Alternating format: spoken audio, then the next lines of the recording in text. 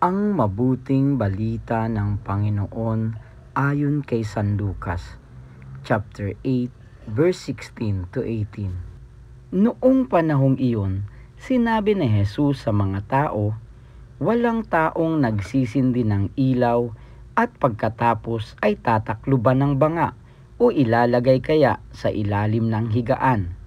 Sa halip, inilalagay ito sa talagang patungan upang makita ng mga pumapasok ang liwanag.